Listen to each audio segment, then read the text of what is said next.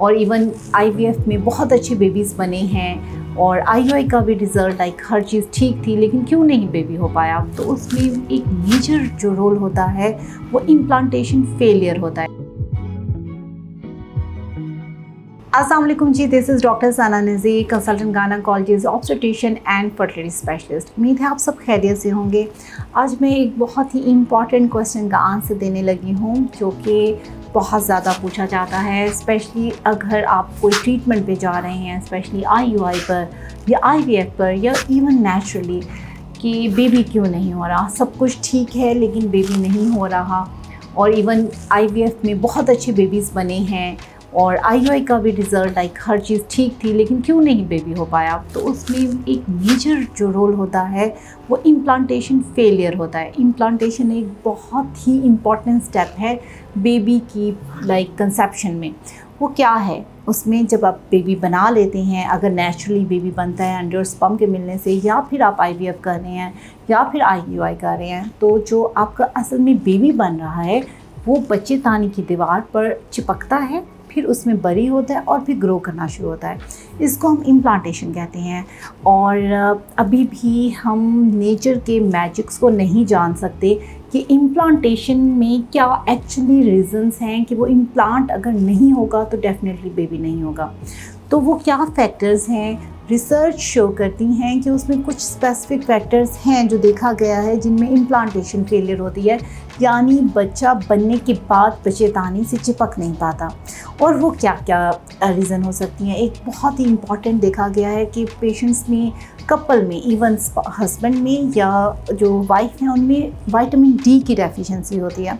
तो vitamin D की deficiency एक मेजर रोल प्ले करती है इम्प्लांटेशन फेलियर में। इसके अलावा एक और फैक्टर है, वो है इन्फ्लेमेशन। अगर इन्फ्लेमेटरी सेल्स एंडोमेट्रियम में जो बच्चेदानी की दीवार है उस पर ज़्यादा होते हैं तो वो कुछ ऐसे ऑक्सीडेटिव स्ट्रेस और ऐसा एक टॉक्सिक एनवायरनमेंट पैदा कर देते हैं अंदरूनी दीवार पे कि बेबी इम्प्लांट नहीं होता। बेबी बहुत अच्छा होता है लेकिन वो इम्प्लांट नहीं हो पाता। ये एक सेकंड फैक्टर होता है और हम उसको भी डील करते हैं, ताकि जब स्पेशली इम्प्लांटेशन फेलियर हो रहा है या आईवीएफ फेल हो रहा है या आईयूआई, तो हमें इस चीज़ का भी ख्याल रखना होता है। और कुछ इन्फ्लेमेटरी जो सब्सटेंसेस होती हैं उनको रिड्यूस करने के लिए हमारे पास कुछ टॉनिक्स होती हैं, कुछ मेडिसिन होती हैं, वो भी हम देते हैं। इसके अलावा देखा गया है जो लोग मोबिलाइज रहते हैं, जो कि एक्सरसाइज करते हैं, जो अपनी बॉडी को एक तरह का एक्टिव रखते हैं, उनमें इम्प्लांटेशन के रेट ज़्यादा होते हैं बिफोर एनी ट्रीटमेंट और इवन नेचुरली। क्यों? क्योंकि ब्लड सप्लाई आपके प्राइवेट पार्ट्स को ज़्यादा जाती है और उनकी कैपेसिटी इम्प्लांटेशन होने की, स्पेशली बेबी की बच्चेदानी की अंदरूनी दीवार पे ज़्यादा हो जाती है।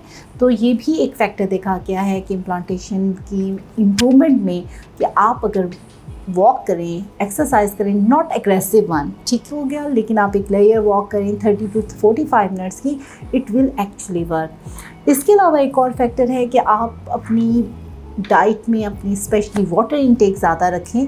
और कुछ जो है वो जो डाइट है उसमें देखा गया है, एक मेडिटेरियन डाइट कराती है, आप गूगल करके देख सकते हैं, जिसमें फ्रूट्स का इस्तेमाल, वेजिटेबल्स का इस्तेमाल, ऑलिव ऑयल का इस्तेमाल, यानी ओमेगा फैटी एसिड, जो ओमेगा 3 फैटी एसिड होता है उसका इस्तेमाल, क्योंकि वो इन्फ्लेमेशन कम करता है बॉडी का।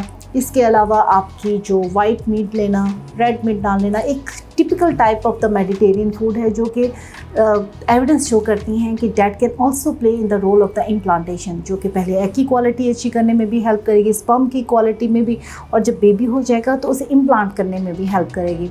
तो this is on simple information, little information regarding how you can improve your implantation and you can get the chances of the pregnancy.